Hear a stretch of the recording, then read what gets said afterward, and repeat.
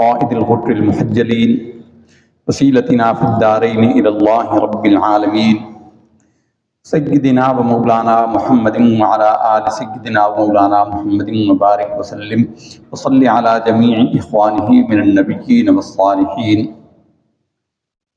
أما بعد فقد قال الله سبحانه وتعالى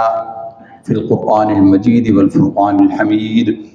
أعوذ بالله من الشيطان الرجيم. إن الله وملائكته يصلون على النبي يا أيها الذين آمنوا صلوا عليه وسلموا تسليما. اللهم صل على سيدنا ومولانا محمد معدن الجود والكرم وآله وصحبه وبارك وسلم وصل عليه. حدثنا باب الطمانينة حين يرفع رأسه من الركوع. قال أبو حميد: رفع النبي صلی اللہ علیہ وسلم واستوى حتى يعود كل فقار مكانه. رکوع سے جب سر اٹھایا جائے تو اس وقت پورا اطمینان کے ساتھ کھڑا ہوا جائے. یہ باب باندھا ہے امام صاحب نے. کتاب الاذان ہے اور باب صفت الصلاۃ ہے، اور فرماتے ہیں کہ ابو حمید یہ عنوان باندھا ہے امام صاحب نے کہ نبی کریم صلی اللہ علیہ وسلم جب رکوع سے سر اٹھاتے تھے تو آپ صلی اللہ علیہ وسلم واستوى أي قائما یعنی پورے کھڑے ہو جاتے، حتیٰ یعود کل فقار مکانہ، یہاں تک کہ آپ صلی اللہ علیہ وسلم کے جسم کے تمام جوڑ اپنی جگہوں پر ٹک جاتے تھے. یہ بات ہم وضاحت کر چکے ہیں تعدیل ارکان کے باب میں کہ نماز کے اندر ہر رکن کے اندر ایسا ہو کہ جسم کا ہر جوڑ اپنی جگہ پر ٹھہر جائے، اس کے بعد اگلا کام کیا جائے. حدثنا ابو الولید قال حدثنا شعبۃ عن ثابت قال كان انس ينحت لنا صلاة النبي صلی اللہ علیہ وسلم فكان يصلي فاذا رفع رأسه من الركوع حتى نقول قد نسي. حضرت انس بن مالک رضی اللہ تعالی عنہ ہمیں رسول اللہ صلی اللہ علیہ وسلم کی صفت نماز بتاتے تھے. حضور نبی کریم صلی اللہ علیہ وسلم نماز کیسے پڑھتے تھے؟ حضرت انس بن مالک رضی اللہ تعالیٰ عنہ نے فرمایا کہ آپ صلی اللہ علیہ وسلم رکوع کرنے کے بعد جب کھڑے ہوتے رکوع سے تو آپ کھڑے ہو کر اتنی دیر ٹھہرے رہتے کہ قد نسیا، ہمیں لگتا کہ شاید آپ بھول گئے، یعنی رکوع میں جانا بھول گئے. یعنی آپ صلی اللہ علیہ وسلم کافی دیر کھڑے رہتے، اس میں دعائیں پڑھا کرتے تھے. لیکن یاد رہے کہ یہ انفرادی نماز کا بیان ہے.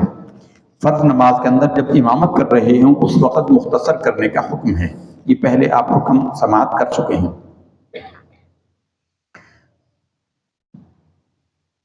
حدثنا ابو الولید قال حدثنا شعبۃ عن الحکم عن ابن ابی لیلى عن البراء قال كان ركوع النبي صلی اللہ علیہ وسلم وسجوده واذا رفع رأسه من الركوع وبين السجدتين قريبا من السواء. حضرت براء بن عازب رضی اللہ تعالی عنہ سے روایت ہے، فرماتے ہیں کہ رسول اللہ صلی اللہ علیہ وسلم جب رکوع فرماتے اور سجدے کرتے اور جب سجدوں سے سر اٹھاتے یا رکوع سے سجدے اٹھاتے یا دونوں سجدوں کے درمیان سر اٹھاتے تو یہ تمام یعنی سجدے اور ان کے درمیان بیٹھنے کا عرصہ یہ تقریباً برابر ہوتا تھا. لیکن یہ وہی بات یاد رہے کہ یہ انفرادی نماز کا بیان ہے، اور اگر نماز سے فرض نماز یہ امامت کا بیان ہو تو فقہاء نے صراحت کی ہے کہ اس میں امام کو یہ بیان کیا گیا ہے کہ وہ رکوع اور سجدوں میں اختصار اختیار کرے تاکہ مقتدیوں پر وہ بھاری نہ ہو. حدثنا سلیمان بن حرب قال حدثنا حماد بن زید عن ایوب عن ابی قلابة قال كان مالك بن الحويرث يرينا كيف كان صلاة النبي صلى الله عليه وسلم وذاك في غير وقت صلاة فقام فأمكن القيام ثم ركع فأمكن الركوع ثم رفع رأسه فانصب هنية. قال فصلى بنا صلاة شيخنا هذا أبي يزيد وكان أبو يزيد إذا رفع رأسه من السجدة الآخرة استوى قاعدا ثم نهض. سلیمان بن حضرت مالک بن حویرث رضی اللہ تعالیٰ عنہ فرماتے ہیں، ابی قلابہ کہتے ہیں کہ ہم نے مالک بن حویرث سے کہا کہ وہ ہمیں دکھائیں نبی کریم صلی اللہ علیہ وسلم کیسے نماز پڑھتے تھے، اور یہ نماز کا وقت نہیں تھا، یعنی صرف تعلیم نماز کا طریقہ تعلیم نماز کے لیے ہمیں بتائیے. وہ نماز پڑھنے کا وقت نہیں تھا، نماز ہو چکی تھی. لوگوں نے کہا کہ ہمیں سرکار دو عالم صلی اللہ علیہ وسلم کی نماز پڑھانے کا طریقہ تعلیم فرمائیے. تو وہ کھڑے ہوئے اور انہوں نے بالکل اس استوا فرمایا، قائم ہوئے، بالکل سیدھے کھڑے رہے، قیام صحیح کیا. ثم رکع فامکن الرکوع، پھر رکوع میں گئے اور پورے اطمینان کے ساتھ رکوع میں ٹھہرے رہے. ثم رفع رأسہ، پھر رکوع سے سر اٹھایا. فانصب حنیۃ، پھر آپ کھڑے ہوئے اور بالکل اطمینان کے ساتھ کھڑے ہو گئے. قال فصلی بنا صلاۃ شیخنا ھذا ابی یزید، پھر انہوں نے کہا کہ ہمیں ایسے ہی نماز پڑھائی ابی یزید نے، اور وہ ہمارے شیخ تھے. وکان ابو یزید اذا رفع رأسہ من السجدۃ الآخرۃ استوى قاعدا، حضرت ابو یزید کا طریقہ یہ تھا کہ جب وہ آخری سجدے سے سر اٹھاتے تھے تو کھڑا ہونے سے پہلے بالکل بیٹھتے اطمینان کے ساتھ اور اس کے بعد کھڑے ہوتے تھے. یہ ہم نے بیان کیا تھا 2 سجدوں کے بعد کھڑے ہونے کے درمیان بیٹھنے کا کہ یہ جلسہ استراحت کہلاتا ہے، اور یہ رسول اللہ صلی اللہ علیہ وسلم نے ان ایام میں فرمایا جب آپ صلی اللہ علیہ وسلم گھوڑے سے آپ نیچے جلوہ فرما ہو گئے تھے. اس وقت آپ کو تکلیف تھی تو آپ کھڑے ہونے سے پہلے اطمینان سے بیٹھتے اور پھر کھڑے ہوتے تھے. یاد رہے کہ اس میں اتنا ہی بیٹھنا ہو کہ بس جوڑ ہر جگہ بیٹھ جائے، قیام میں تاخیر نہ ہو، ورنہ قیام میں تاخیر کی وجہ سے پھر یہ مکروہ ہو جاتا ہے. باب یحوی بالتکبیر حین یسجد، وقال نافع کان ابن عمر یضع یدیہ قبل رکبتیہ، دونوں سجدوں کے درمیان جانا، تکبیر کہتے ہوئے جانا. اور نافع کہتے ہیں حضرت عبداللہ ابن عمر رضی اللہ تعالی عنہ اپنے دونوں ہاتھوں کو اپنے گھٹنوں پر رکھا کرتے تھے. حدثنا ابو الیمان قال اخبرنا شعیب عن الزہری اخبرنی ابو بکر بن عبد الرحمن بن الحارث بن حشام و ابو سلمة بن عبد الرحمن ان ابا هريرة كان يكبر في كل صلاة من المكتوبة وغيرها في رمضان وغيره، فيكبر حين يقوم ثم يكبر حين يركع ثم يقول سمع الله لمن حمده ثم يقول ربنا ولك الحمد قبل أن يسجد ثم يقول الله أكبر حين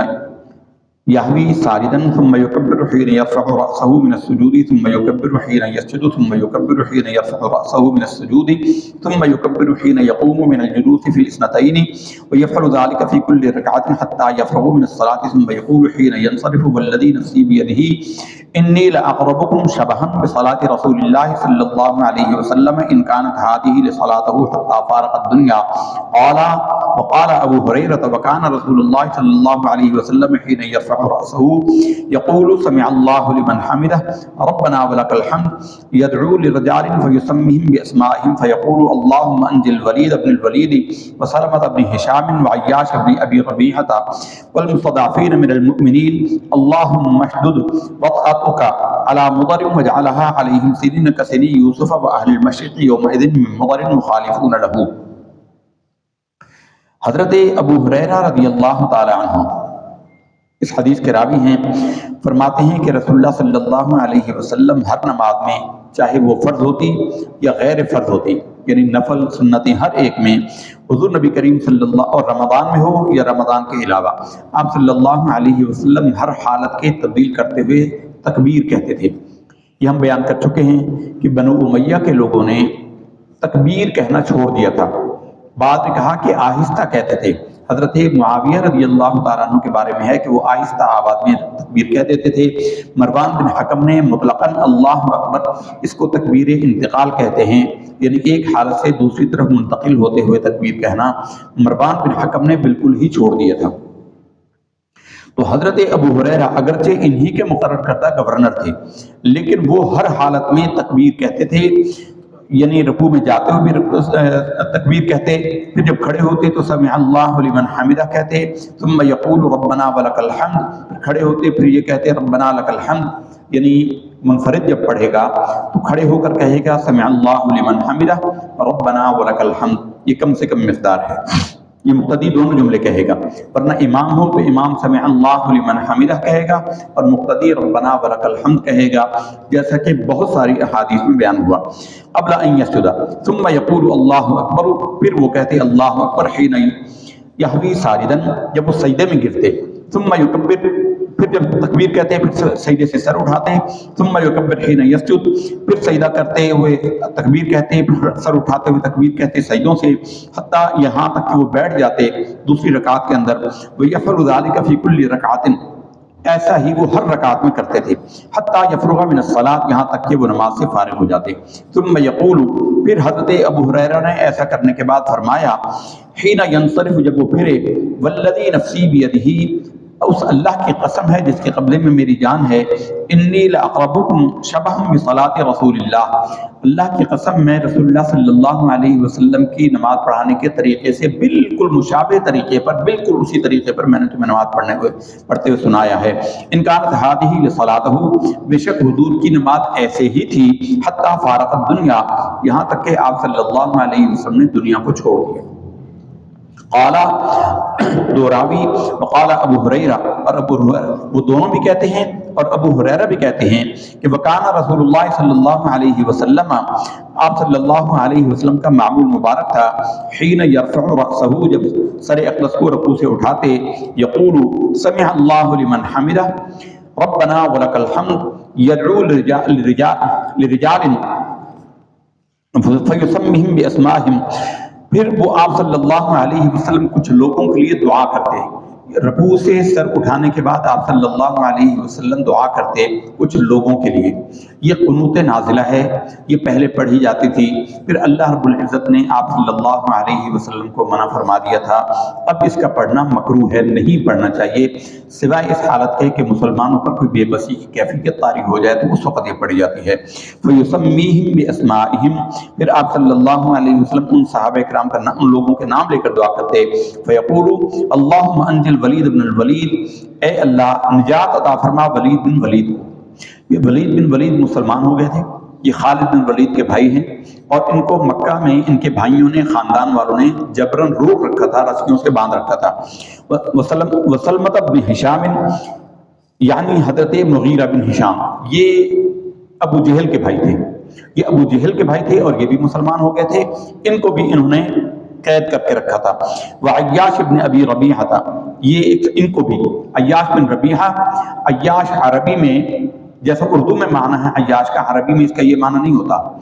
عیش و آرام میں رہنے والے کو عربی میں عیاش کہتے ہیں، ہمارے ہاں تو بدماشیاں کرنے والے کو عیاش کہتے ہیں نا، کہ فلاں بڑا عیاش ہے، تو ہمارے ہاں بدماشی کے معنوں میں ہوتا ہے۔ عربوں میں عیاش کا مطلب ہوتا ہے عیش و آرام میں، راحت و آرام میں رہنے والا۔ تو یہ ربیعہ کے بیٹے تھے، یہ تینوں مسلمان تھے، اور ان کو مکہ والوں نے ہجرت سے روک دیا تھا، ان کو گھروں میں، کمروں میں باندھ رکھا تھا، کسی کو رسیوں سے باندھ رکھا تھا۔ تو آپ صلی اللہ علیہ وسلم ان کے نام لے کر کرتے دعا، والمستضعفین من المؤمنین، اور مسلمانوں میں جو کمزور لوگ پھنسے ہوئے تھے ان کے حق میں دعا کرتے، اور آپ صلی اللہ علیہ وسلم قنوت نازلہ میں یہ بھی پڑھتے تھے، اللہم اشدد وطأتک، اے اللہ ان پر شدت فرما، ایسی ان پر تنگی فرما، علی مضر، مضر پر، قبیلہ بنو مضر، یہ عرب کے دو بڑے قبیلوں میں سے ایک قبیلہ تھا، قریش ان کی سب برانچ ہے، مضر بڑی برانچ ہے۔ تو یہ حضور نبی کریم صلی اللہ علیہ وسلم بھی بنو مضر ہی سے ہیں،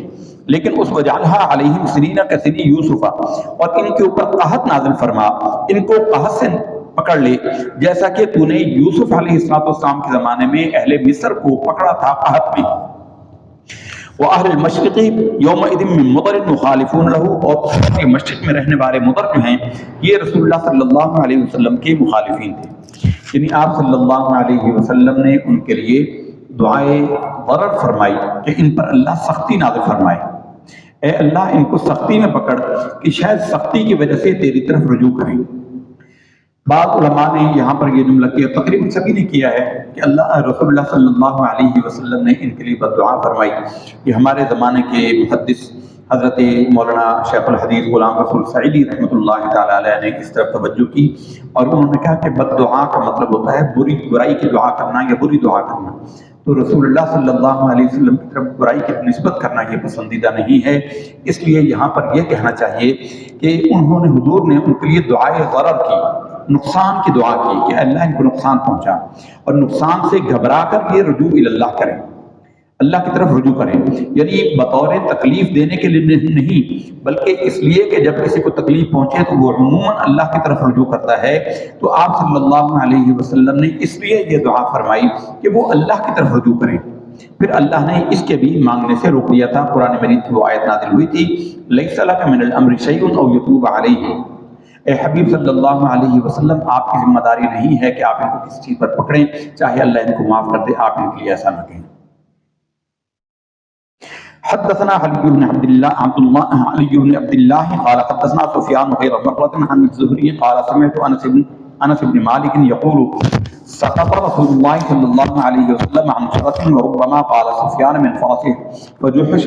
شقه الأيمن فدخلنا عليه نعوده فحضرت الصلاة فصلى بنا قاعدا وقعدنا وقال سفيان مرة صلينا قعودا فلما قضى الصلاة قال إنما جعل الإمام ليؤتم به فإذا كبر فكبروا وإذا ركع فاركعوا وإذا رفع فارفعوا وإذا قال سمع الله لمن حمده فقولوا ربنا ولك الحمد وإذا سجد فاسجدوا كذا جاء به محمد قلت نعم قال لقد حفظ كذا قال الزهري ولك الحمد حفظت من شقه الأيمن فلما خرجنا من عند الزهري قال ابن جريج ونعنده فجحش ساقه الأيمن. حدیث شریف پہلے گزر چکی ہے، مختصر یہ ہے، خلاصہ بیان کر دیتے ہیں. یہ حدیث کئی دفعہ آ چکی ہے کہ آپ صلی اللہ علیہ وسلم اپنے فرس پر گھوڑے پر سوار تھے. آپ صلی اللہ علیہ وسلم اس کے اوپر سے نیچے جلوہ فرما ہو گئے تو آپ کے دائیں پہلو پر، بعض نے کہا کہ بائیں بازو پر، بعض نے کہا دائیں پنڈلی پر چوٹ لگی اور آپ صلی اللہ علیہ وسلم اپنے گھر میں نماز پڑھ رہے تھے. صحابہ کرام کہتے ہیں کہ ہم حضور کی خیریت لینے کے لیے، عیادت کے لیے حضور کے پاس حاضر ہوئے. آپ صلی اللہ علیہ وسلم نے بیٹھ کر ہمیں نماز پڑھائی اور ہم نے بھی بیٹھ کر نماز پڑھی. تو اس میں آپ صلی اللہ علیہ وسلم نے ارشاد فرمایا کہ جب امام بنایا جاتا ہے تو اس لیے بنایا جاتا ہے کہ اس کی ابتدا کی جائے. بس جب امام قیام کرے تو تم بھی قیام کرو، جب رکوع کرے تو رکوع کرو، جب کھڑا ہو تو سمع اللہ لمن حمدہ کہو، جب سجدے میں جائے تو تم بھی سجدے میں جاؤ. مختصر یہ ہے. اس میں صرف سجدے کے جملے سے امام صاحب نے اپنے باب میں اس کو باندھا ہے کہ امام جیسا سجدہ کرے ویسا تم بھی سجدہ کرو. مختصر اتنا ہی. اگلی حدیث بہت طویل ہے، ایک ہی حدیث ہے تو اس کے حصے نہیں کر سکتے ہم، انشاءاللہ یہ پوری حدیث شریف کریں گے. باب فضل السجود، سجدے کی فضیلت. نماز کا اہم ترین رکن ہے سجدہ، انتہائی رکن ہے سجدہ اور اس کی بہت زیادہ فضیلت ہے. بندہ حالت نماز میں یا کسی بھی حالت میں اپنے رب کے سب سے زیادہ قریب جو ہوتا ہے وہ حالت سجدہ میں ہوتا ہے. حدیث شریف کے اندر ہے کہ بندہ حالت نماز میں سب سے زیادہ اپنے رب کے قریب حالت سجدہ میں ہوتا ہے. سجدہ اس لیے ایسا اہم رکن ہے کہ یہ 2 مرتبہ کیا جاتا ہے. علماء نے اس کی تعبیرات بیان کی ہیں. قیام ایک دفعہ ہے، رکوع ایک دفعہ ہے، قومہ ایک دفعہ ہے، جلسہ ایک دفعہ ہے، لیکن سجدے 2 دفعہ ہیں. فرمایا کہ اس کا سبب یہ ہے کہ اللہ تعالیٰ نے جو فرشتوں کو حکم دیا کہ آدم کو سجدہ کرو تو آدم علیہ السلام کو سب نے سجدہ کیا، شیطان نے نہیں کیا. وہ سجدہ اطاعت تھا، پہلا سجدہ. تو جب فرشتوں نے سر اٹھایا تو دیکھا کہ ابلیس نے سجدہ نہیں کیا ہوا اور انہوں نے اللہ کا حکم مانا تھا، تو دوسرا سجدہ انہوں نے بطور سجدہ شکر کے کیا تھا کہ اے اللہ تیرا شکر ہے کہ ہم نے تیرا حکم مانا اور ہم نافرمانوں میں نہیں ہوئے. تو انہوں نے دوسرا سجدہ شکر کے طور پر کیا. تو نماز میں اس لیے یہ رکن 2 مرتبہ ہے، سجدہ 2 دفعہ کرنا ہے. اس میں اس کی فضیلت اس لیے زیادہ ہے اور اللہ کو یہ اس لیے زیادہ قریب ہے، پسند ہے کہ بندے کی حالت عاجزی ہے. عبد کو عاجزی زیب دیتی ہے اور بندے کا جو سب سے زیادہ عزت والا شرف والا حصہ ہے وہ اس کا چہرہ ہے. اور بندہ اپنے سب سے عزت و شرف والا حصہ جو ہے وہ زمین پہ ڈال دیتا ہے. ذلت کی انتہا ہوتی ہے زمین پر، کچی زمین پر مٹی ہو، پتھر ہو، فرش ہو، اس پر انسان رکھ دیتا ہے. یہ اللہ کے آگے تذلل کی انتہا ہے. تعبد کا ایک مطلب جو ہے وہ تذلل ہوتا ہے، یعنی بندگی کا ایک مطلب ہوتا ہے ذلت اختیار کرنا. تو یہ ذلت کی انتہا ہے کہ بندہ اپنا چہرہ زمین پر اللہ کے آگے رکھ دے. تو اس کی بڑی فضیلت ہے، اس لیے اس کو 2 مرتبہ اللہ نے رکھا ہے اور دونوں مستقل فرض ہیں. نماز کے اندر ایک شخص نے ایک سجدہ کیا تو اس کی نماز نہیں ہوگی. ہاں اگر یاد آ جائے نماز کے اندر ہی تو دوبارہ کر لے اور سجدہ سہو کر لے تو نماز ہو جائے گی، ورنہ پھر اس کی نماز ہوگی ہی نہیں. ایک سجدے سے نماز نہیں ہوتی کسی بھی رکعت میں. اب یہ طویل حدیث ہے. حدثنا ابو الیمان قال اخبرنا شعیب عن الزهري قال اخبرني سعيد بن المسيب وعطاء بن يزيد الليثي ان ابا هريره اخبرهما ان الناس قالوا يا رسول الله صلى الله عليه وسلم هل نرى ربنا يوم القيامه قال هل تمارون في قمر ليله البدر ليس دونه سحاب. ہم ساتھ ساتھ ترجمہ کرتے جاتے ہیں اس کا. حضرت سعید بن مسیب اور عطا بن یزید لیثی کہتے ہیں کہ بے شک حضرت ابو ہریرہ رضی اللہ تعالیٰ عنہ نے ان دونوں کو خبر دی، بتایا کہ لوگوں نے رسول اللہ صلی اللہ علیہ وسلم سے یہ سوال کیا کہ اے اللہ کے رسول صلی اللہ علیہ وسلم، هل نرى ربنا یوم القیامہ، کیا ہم قیامت کے دن اپنے رب کو دیکھ سکیں گے؟ قال، تو آپ صلی اللہ علیہ وسلم نے ارشاد فرمایا، هل تمارون فی قبر لیلۃ البدر لیس دونہ سحاب۔ آپ صلی اللہ علیہ وسلم نے ارشاد فرمایا کہ جب 14ویں کا چاند ہو اور بادل نہ ہوں تو کیا چاند کے دیکھنے سے تمہیں کوئی رکاوٹ ہوتی ہے، تمہیں کوئی اوٹ محسوس ہوتی ہے؟ قالوا، لوگوں نے کہا، لا یا رسول اللہ، نہیں اے اللہ کے رسول، ہمیں کوئی مشکل نہیں ہوتی۔ قال، پھر آپ نے فرمایا، فَهَلْ تُمَارُونَ فِي الشَّمْسِ لَيْسَ دُونَهَا سَحَابٌ۔ کیا جب سورج ہو اور بادل نہ ہو تو کیا سورج کو دیکھنے میں تمہیں کوئی آڑ ہوتی ہے جبکہ بادل نہ ہو تم سورج کو دیکھنے میں؟ قالوا لا، لوگوں نے کہا، نہیں اے اللہ کے رسول، ہمیں سورج دیکھنے سے کوئی چیز رکاوٹ نہیں ڈالتی۔ یعنی سورج کی شعاعیں ہوتی ہیں کہ ہماری آنکھیں چندیا جائیں، لیکن بہرحال ہم اس کو دیکھ سکتے ہیں۔ تو فرمایا قال، حضور نے فرمایا، فَإِنَّكُمْ تَرَوْنَهُ كَذَلِكَ يُحْشَرُ النَّاسُ يَوْمَ الْقِيَامَةِ۔ تو یقیناً حضور نے فرمایا کہ تم یقیناً اپنے رب کو ایسے ہی دیکھو گے جب تم قیامت میں جمع کیے جاؤ گے اپنے رب کے حضور یوم القیامہ، قیامت کے دن۔ فَيَقُولُ، پھر آپ صلی اللہ علیہ وسلم نے فرمایا، مَنْ كَانَ يَعْبُدُ شَيْئًا فَلْيَتَّبِعْهُ فَمِنْهُمْ مَنْ يَتَّبِعُ الشَّمْسَ وَمِنْهُمْ مَنْ يَتَّبِعُ الْقَمَرَ وَمِنْهُمْ مَنْ يَتَّبِعُ الطَّوَاغِيتَ وَتَبْقَى هَذِهِ الْأُمَّةُ فِيهَا مَنَافِعُهَا۔ حضور نبی کریم صلی اللہ علیہ وسلم نے یہ فرمانے کے بعد فرمایا کہ قیامت کے دن یہ ہوگا کہ جو بندہ دنیا میں جس کی عبادت کرتا ہوگا، جس کی پوجا کرتا ہوگا، جو چاند کی کرتا ہوگا یا سورج کی کرتا ہوگا، چاند کی پوجا کرنے والے چاند کے پیچھے چلیں گے، چاند کے ساتھ جائیں گے، اور سورج والے سورج کے ساتھ جائیں گے۔ اور جو طاغوت کی جمع ہے طواغیت۔ طاغوت اصل میں طغیان سے نکلا ہے۔ طغیان کا مطلب ہوتا ہے سرکشی۔ جنہوں نے طواغیت کی پوجا کی، یعنی بتوں کی پوجا کی، سرکشوں کی پوجا کی، نافرمانوں کی، شیطان کی، یعنی آج کے اس زمانے کے اندر بھی، ہم معلومات کی بنیاد پر بتا رہے ہیں، آج کے اس زمانے کے اندر بھی دنیا کے دور دراز ممالک میں، حتیٰ کہ امریکہ میں بھی ایک گروہ ایسا ہے جو شیطان کو شیطان سمجھتے ہوئے اس کی پوجا کرتے ہیں۔ تو یہ طاغوت کہلاتے ہیں، جن کو جو اللہ کے مقابل سرکشی اختیار کرتے ہوئے کھڑے ہو گئے، ان کو طاغوت کہا گیا ہے۔ قرآن مجید میں اللہ رب العزت نے ان کی مذمت کی ہے جو طاغوت کی پوجا کرے۔ حضرت عمر فاروق رضی اللہ تعالیٰ عنہ سے پوچھا گیا کہ یہ طاغوت کیا ہے، تو انہوں نے فرمایا کہ شیطان کو طاغوت کہا گیا ہے۔ یہ وضاحت اس لیے ضروری ہے کہ ہمارے زمانے کی کچھ جاہلین، دیوبند کے کچھ علماء نے کہا کہ جس کی بھی اللہ کے سوا پوجا کی جائے وہ طاغوت ہے۔ یعنی اس سے مراد وہ یہ لیتے ہیں کہ لوگوں نے بعض نبیوں کی، حضرت عیسیٰ کی عیسائی پوجا کرتے ہیں تو وہ کہتے ہیں عیسیٰ بھی معاذ اللہ طاغوت ہیں۔ یہ انہوں نے صراحت لکھی ہے۔ حضرت عزیر کو اللہ کا بیٹا کہتے ہیں، اس کی بھی وہ کہتے ہیں یہ بھی طاغوت ہیں۔ تو طاغوت کی جمع ہے۔ اللہ تعالیٰ فرماتا ہے کہ جو حضور نے فرمایا کہ جو جس کی پوجا کرتا ہوگا وہ اس کے ساتھ جمع کیا جائے گا۔ حالانکہ طاغوت کا مطلب ہے اللہ کے مقابل جو قوت آتی ہے، اللہ تعالیٰ سے روکنے والی۔ اب کون کہہ سکتا ہے کہ حضرت عیسیٰ علیہ السلام نے، حضرت عزیر نے لوگوں کو اپنی عبادت کا حکم دیا ہو؟ قرآن مجید میں اللہ نے اسے منع کیا ہے۔ اذ قال اللہ یا عیسی ابن مریم انت قلت للناس اتخذونی الہک امی و امی الہین من دون اللہ۔ اے عیسیٰ ابن مریم، قیامت میں رب پوچھے گا، اے عیسیٰ ابن مریم، کیا تو نے لوگوں کو کہا تھا کہ تجھے اور تیری ماں کو اللہ کے سوا دوسرا خدا بنا لیں؟ قال سبحانک ما یکون لی ان اقول ما لیس لی بحق۔ عیسیٰ ابن مریم کہیں گے، اے اللہ، پاکی تیری ذات کو ہے، تو جانتا ہے کہ مجھے وہ بات میں کہہ ہی نہیں سکتا تھا جس کا کہنے کا مجھے حق ہی نہیں ہے۔ یعنی عیسیٰ ابن مریم انکار کریں گے تو وہ طاغوت کیسے ہو گئے؟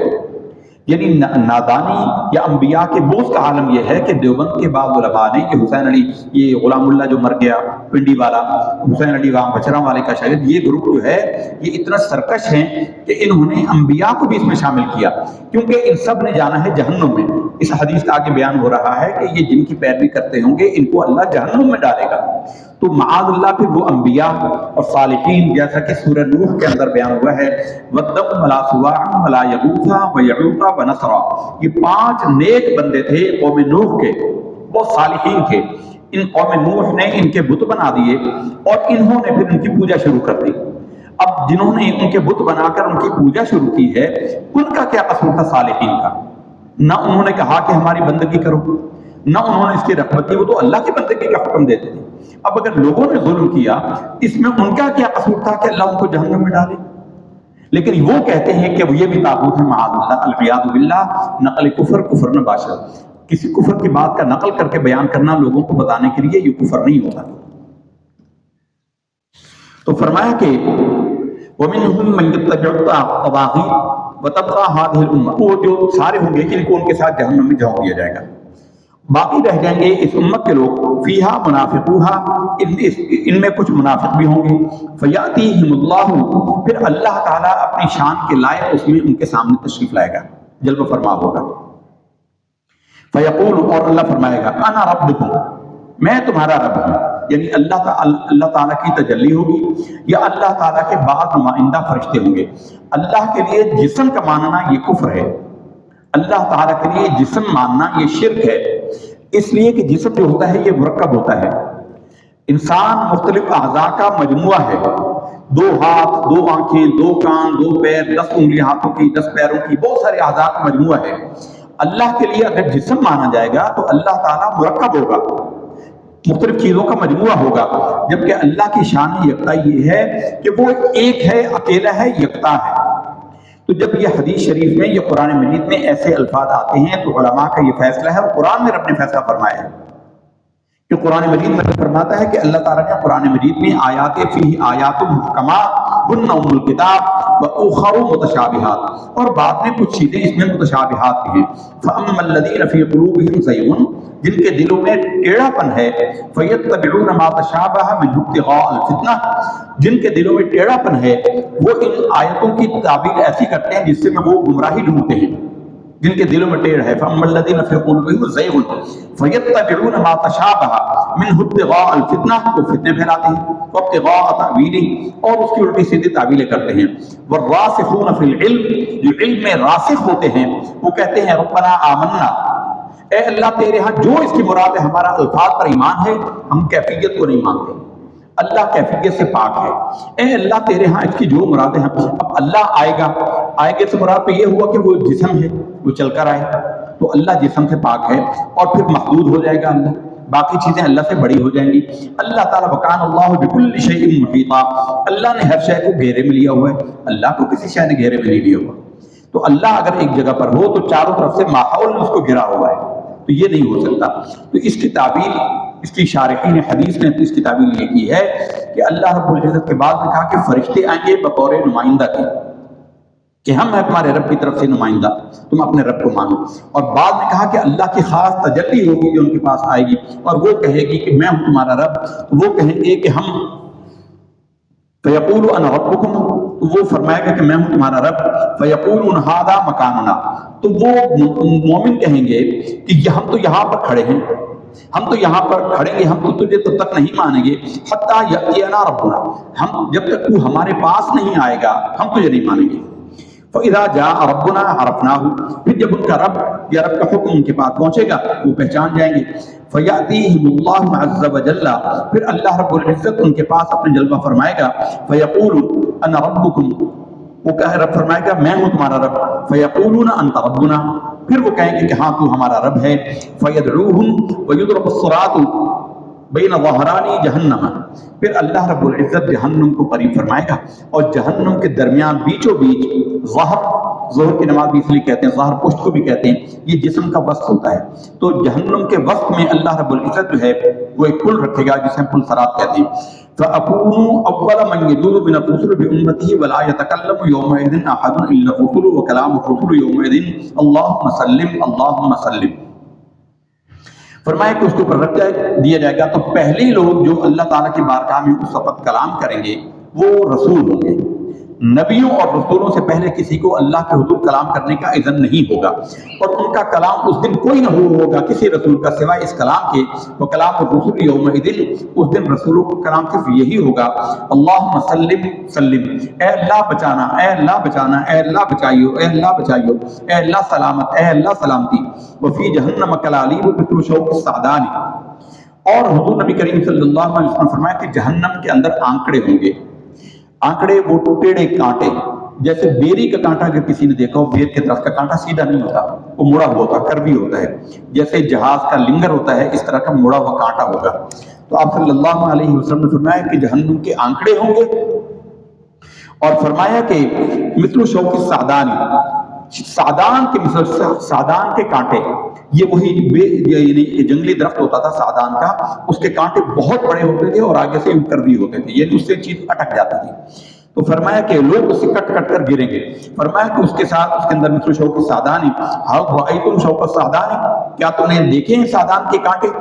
قالوا نعم، لوگوں نے کہا ہاں یا رسول اللہ نے دیکھا ہوا ہے۔ قال فإنها مثل شوک السعدان، وہ شوک سعدان یعنی سعدان کے کانٹوں کے مثل ہوں گے، غیر انہ، سوائے اس کے، لا يعلم قدر عظمها الا اللہ، ان کی وہ کتنے بڑے ہوں گے، ان کی بڑائی، یہ چھوٹے چھوٹے نہیں ہوں گے ہاتھ جتنے یہ دو، ان کتنے بڑے ہوں گے، ان کی بڑائی کو اللہ کے سوا کوئی نہیں جانتا، یعنی بہت بڑے، پہاڑوں سے بھی اونچے اونچے ہوں گے۔ فرمایا کہ تخطف الناس باعمالہم، لوگوں کے اعمال کے سبب وہ ان کو پکڑ لیں گے، یعنی لوگ گزر رہے ہوں گے اور لوگوں کے کپڑوں سے وہ اٹک اٹک کر لوگوں کو جہنم میں کھینچ رہے ہوں گے۔ من یوبق بعملہ ومنہم من یخذل ثم ینجو حتی اذا اراد اللہ رحمۃ من اراد من اہل النار، تو کچھ لوگ اس سے نجات پا جائیں گے جن کے عمل اچھے ہوں گے، وہ بچ جائیں گے، باقی لوگوں کے دامن کو اٹک کر وہ جہنم میں گرا دیں گے۔ وہم المؤمنون، اور وہ ہوں گے ایمان والے۔ امر اللہ الملائکۃ، اچھا یہاں تک کہ جہنمی جہنم میں چلے جائیں گے، جنتی جنت میں چلے جائیں گے۔ امر اللہ الملائکۃ، اللہ فرشتوں کو حکم دے گا، بعد میں فیصلے ہو جائیں گے، ان یخرجوا من کان یعبد اللہ، جو بھی اب جو جہنم میں چلے گئے، بڑا عرصہ گزرے گا، جس کو اللہ جانتا ہے، بڑا طویل عرصہ وہ جہنم میں پڑے رہیں گے، یہاں تک کہ اللہ تعالیٰ کی طرف سے شفاعتیں مکمل ہو جائیں گی، انبیاء کی شفاعت ہو جائے گی، سب سے پہلے رسول اللہ کی ہوگی، پھر دیگر رسولوں کی ہوگی، پھر اولیاء کی ہوگی، پھر علماء صلحاء کی ہوگی، پھر حفاظ کی ہوگی، پھر جو کچے بچے، اسقاط حمل سے گرے ہوئے بچے، ان کی شفاعت سب مکمل ہو جائیں گے، سارا پروسیس مکمل ہو جائے گا، جنت کا دروازہ سیل ہو جائے گا، جہنم کا دروازہ بند ہو جائے گا بالکل، پھر اللہ تعالیٰ کی رحمت کا جوش آئے گا۔ ایک حدیث میں اور اس کی وضاحت ہے کہ جہنمی جو کافر ہوں گے وہ ان مسلمانوں کو جو جہنم میں ہوں گے وہ ان کو طعنہ دیں گے، وہ کہیں گے ہم تو اللہ کو مانتے نہیں تھے، اللہ کے نبیوں اور رسولوں کو مانتے نہیں تھے، کتابوں کو مانتے نہیں تھے، فرشتوں کو مانتے نہیں تھے، آخرت کو مانتے نہیں تھے، ہم تو اس سبب سے جہنم میں آئے، تو تمہارے اللہ نے تمہارے ساتھ کیا بھلا کیا کہ تم بھی ہمارے ساتھ جہنم میں پڑے ہوئے ہو؟ تو پھر اللہ کی رحمت کو جوش آئے گا، اللہ تعالیٰ کی رحمت کو جوش آئے گا، پھر اللہ فرشتوں کو حکم فرمائے گا کہ جس نے اللہ کو سجدہ کیا، من کان یعبد اللہ، جس نے بھی اللہ کی بندگی کی، اللہ کی عبادت کی ہے، فیخرجونہم ویعرفونہم بآثار السجود، اب فضیلت سجدہ ہے نا، تو سجدے کی فضیلت یہ ہے کہ فرمایا کہ وہ فرشتے ان کو پہچان لیں گے، کس چیز سے پہچانیں گے؟ ان کے اعضاء سجدہ سے، یہ 7 اعضاء جو سجدہ کرنے والے ہیں، جن پر حضور نے فرمایا کہ مجھے 7 ہڈیوں پر سجدہ کرنے کا حکم دیا، 2 پیروں کے، 2 گھٹنوں کے، اور 2 ہاتھوں کے، 2 پیروں کے، 2 گھٹنوں کے، 2 ہاتھوں کے، اور ایک ماتھا اور ناک ملا کے ایک ہی ہڈی ہے، یہ 7 اعضاء پر سجدہ کرنے کا حکم ہے۔ ان 7 اعضاء پر جہنم کی آگ اثر نہیں کرے گی، تو فرشتے ان کو پہچانیں گے، فیخرجونہم من آثار السجود وَيَعْرِفُونَهُمْ بِآثَارِ السُّجُودِ وَحَرَّمَ اللَّهُ عَلَى النَّارِ أَن تَأْكُلَ أَثَرَ السُّجُودِ أي مَبَادِعُ أَثَرَهُ، یعنی اللہ تعالیٰ نے آگ پر حرام کر دیا کہ ایمان والوں کے مواضع سجدہ کو وہ آگ کھائے، یعنی آگ اعضاء سجدہ کو نہیں لگے گی، پیشانی پر آگ نہیں لگے گی، ہاتھوں کو آگ نہیں چھوئے گی، گھٹنوں کو نہیں لگے گی، تو فرشتے کیسے پہچانیں گے؟ سرکار نے فرمایا کہ فرشتے پہچانیں گے مواضع سجود سے، فَيُخْرِجُونَ مِنَ النَّارِ، تو ان کو جہنم سے فرشتے نکال لیں گے، فَكُلُّ ابْنِ آدَمَ تَأْكُلُهُ النَّارُ، تو ابن آدم کو سارے کے سارے کو آگ نے جلا دیا ہوگا، کھا گئی ہوگی آگ، الا اثر السجود، سوائے سجدے والی جگہ جو ہیں ان کو آگ نہیں لگی ہوگی، فَيُخْرِجُونَ مِنَ النَّارِ، اس کو نکالے جائیں گے آگ سے، قَدْ امْتَحَشُوا فَيَصُبَّ عَلَيْهِمْ مَاءُ الْحَيَاةِ، تو اللہ تعالیٰ ان پر نہر حیوان ایک ہوگی، نہر حیات یا نہر حیوان، اس کا پانی ان پر بہائے گا، ان کے جسم پر پانی وہ بہائے گا، فَيُنْبِتُونَ كَمَا تُنْبِتُ الْحِبَّةَ فِي حَبِيلِ السَّيْلِ، تو ان کے جسم کا گوشت ایسے ابھرے گا جیسے زمین پر نمی کا اثر جائے تو اس سے سبزہ پھوٹتا ہے، ایسے ہی ان کا جسم جو ہے وہ بھرنا شروع ہو جائے گا۔ جب نہر حیات کا پانی پڑے گا، جہنمی اوپر جل چکے ہوں گے سوائے آثار سجود کے، اللہ رب العزت ان پر نہر حیوان کا یا نہر حیات کا پانی جاری فرمائے گا۔ حدیث میں اس کو نہر حیوان بھی کہا گیا ہے۔ حیوان یا کی زبر کے ساتھ، حیوان جانور کو کہتے ہیں، حیوان حیات سے ہے، تو نہر حیوان کا پانی اللہ تعالیٰ جو ڈالے گا تو فرمایا کہ انسان کے جسم کا گوشت ایسے ابھرے گا، ایسے بنے گا جیسے زمین کے اوپر جب سبزہ پانی کا اثر پہنچ جائے، سیلاب کا اثر پہنچ جائے تو اس سے روئندگی ہو جاتی ہے، اس سے سبزہ اگاتا ہے، تو ایسے ہی ان کے اوپر سے سب ان کا جسم ابھر آئے گا۔ فَيُنْبِتُونَ كَمَا تُنْبِتُ الْحِبَّةُ فِي حَمِيلِ السَّيْلِ ثُمَّ يَفْرُغُ اللَّهُ مِنَ الْقَضَاءِ بَيْنَ الْعِبَادِ، یہاں تک کہ اللہ تعالیٰ بندوں کے درمیان فیصلہ سے فارغ ہو چکا ہوگا۔ وَيَبْقَى رَجُلٌ بَيْنَ الْجَنَّةِ وَالنَّارِ، اور باقی رہ جائیں گے یہ بندے جو جہنم اور جنت کے درمیان ہوں گے۔ وَهُوَ آخِرِ أَهْلِ النَّارِ، اور یہ نار جہنم میں جہنم سے نکالا جانے والا آخری بندہ ہوگا۔ دخول الجنت، اور جنت میں داخل ہونے والا بھی آخری بندہ۔ مقبلاً بوجهه قبل النار، اب یہ جہنم سے نکالا تو جائے گا لیکن اس کا چہرہ جو ہے وہ جہنم ہی کی طرف ہوگا، یعنی سامنے ہی ہوگا، تو جہنم کی شدت بھی اسے پہنچ رہی ہوگی اور جہنم کی بدبو بھی اسے پہنچ رہی ہوگی۔ فیقول، پھر وہ کہے گا، بڑا عرصہ کھڑا رہے گا، یعنی بندہ اس وقت اپنی مرضی سے حرکت بھی نہیں کر سکے گا، چہرہ بھی نہیں پھیر سکے گا۔ فیقول، وہ کہے گا، یا ربی، اے میرے رب، اصرف وجہی عن النار، اے اللہ میرا چہرہ آگ سے پھیر دے۔ فقد قشبی ریحها وحرقنی ذکاؤها، اے اللہ اس کی بدبو نے میرے دماغ کو پھاڑ دیا، اور اے اللہ اس کی گرمی نے میرے دماغ پگھلا دیا۔ فیقول، تو اللہ تعالیٰ فرمائے گا، هل عصیت ان فعل ذلك بان تسأل غیر ذلك، تو اللہ رب العزت فرمائے گا، حالانکہ اللہ ہر بات کا جاننے والا ہے، اس نے بات میں کیا کرنا ہے، لیکن اللہ تعالیٰ اپنی رحمت بیان فرما رہا ہے، اور کتنا اللہ تعالیٰ نے اس میں اتنے حضور نے کتنی محبت سے اس کو بیان فرمایا کہ اللہ تعالیٰ فرماتا ہے کہ اگر میں نے تیری یہ بات مان لی تو مجھے لگتا ہے کہ جب یہ ایسا کر دیا تو اس کے بعد اس کے علاوہ پھر کوئی اور سوال کر دے گا، کوئی اور چیز مانگ لے گا۔ وہ کہے گا، فیقول، وہ کہے گا بندہ، لا بعزتک، اے اللہ تیری عزت کی قسم میں کچھ اور نہیں مانگوں گا، بس یہ سب سے بڑا عذاب یہ ہے کہ جہنم کے بو کو سنتا ہوں اور اس کی حدت کو دیکھتا ہوں۔ فیعطی اللہ عز وجل ما یشاء من عہد میثاق، اللہ تعالیٰ پھر اس کی بات کو پورا کر لے گا جو اس پہ وعدے اور میزان پکے وعدے لے لے گا۔ اللہ تعالیٰ اس کے بعد اس کے چہرے کو فیصرف اللہ وجہہ عن النار، اللہ تعالیٰ اس کا چہرہ جہنم سے پھیر لے گا۔ فَإِذَا أَقْبَلَ بِهِ عَلَى الْجَنَّةِ، پھر جب اس کا چہرہ پھیر کر جنت کی طرف کیا جائے گا، رَآ بَهْجَتَهَا، تو وہ جنت کی نعمتوں کو دیکھے گا، جنت کے نظارے دیکھے گا، جنت کی تر و تازگی دیکھے گا، تو وہ بھونچ کر رہ جائے گا۔ سکت ماشاء اللہ، وہ خاموش ہو جائے گا، اس کو ایسا شوق لگے گا جیسے ہمارے یہاں کہتے ہیں نا کسی چیز کو دیکھ کر منہ کھلے کا کھلا رہ جانا، تو بڑا عرصہ مبہوت رہے گا، منہ کھلے کا کھلا رہے گا جب تک اللہ چاہے گا، ان یسکتا، جب تک اللہ چاہے گا وہ خاموش رہے گا۔ ثم قال، پھر وہ اللہ سے کہے گا، یا ربی قدمنی عند باب الجنہ، اے اللہ مجھے جنت کے دروازے کی قریبی کر دے۔ فیقول اللہ، پھر اللہ فرمائے گا، الیس قد اعطیت العہود والمیثاق والا تسأل غیر الذی کنت سألتہ، اے بندے کیا جو میں نے تجھ سے وعدہ کیا تھا کیا میں نے وہ تجھے پورا نہیں کر دیا؟ جو تو نے مانگا تھا کہ جہنم سے تجھے پھیر دوں، میں نے وہ پھیر دیا، اور تجھ سے پکا وعدہ لیا تھا نا، پکا عہد لیا تھا کہ تو اس کے علاوہ کوئی سوال نہیں کرے گا، وہ سوال تیرا پورا ہو تو ایک اور سوال لے آیا کہ مجھے جنت کے قریب کر دے۔ سالتا، فیقول، بندہ کہے گا، یا ربی،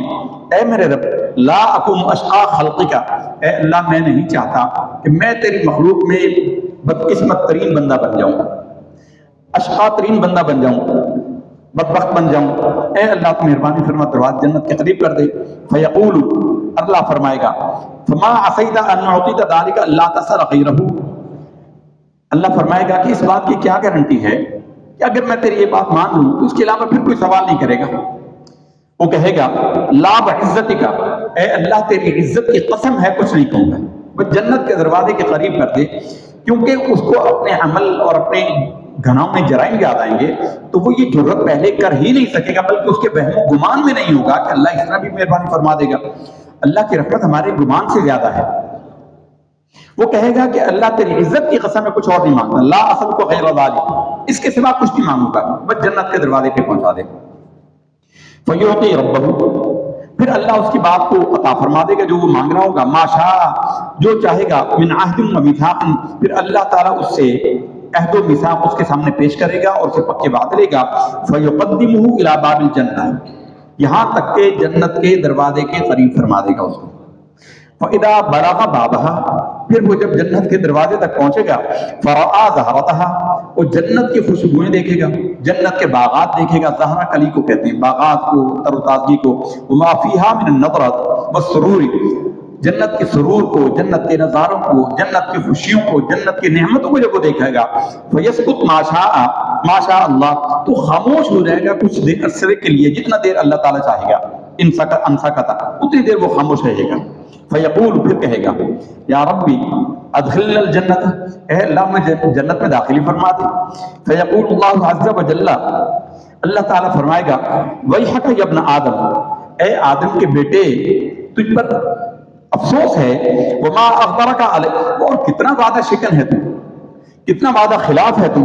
الیس قد اعطیت العہد والمیثاق، کیا میں نے تجھ سے وعدے اور میثاق پکا وعدہ لے نہیں لیا تھا کہ کوئی اور سوال نہیں کرے گا، اللہ تسأل غیر الذی اعطیت،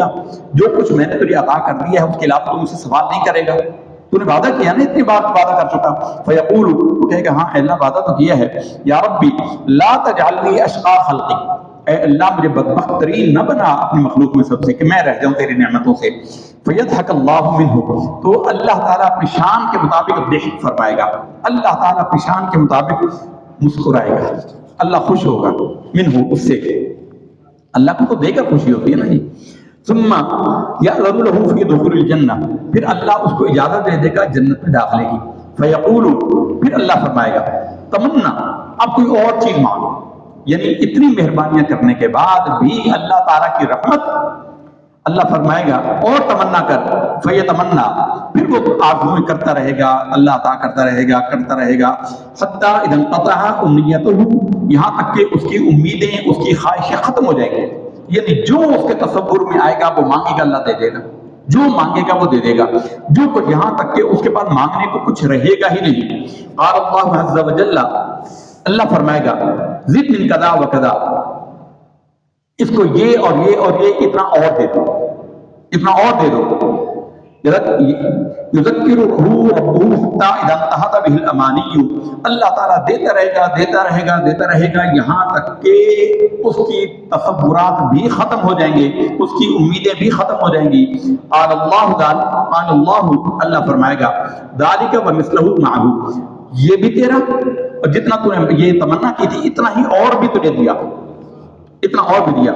وقال ابو سعید الخدری رضی اللہ تعالی عنہ، ابو سعید خدری رضی اللہ تعالی عنہ فرماتے ہیں، لأبی ہریرہ، انہوں نے حضرت ابو ہریرہ نے جب یہ حدیث بیان کی نا، تو ابو سعید خدری نے کہا،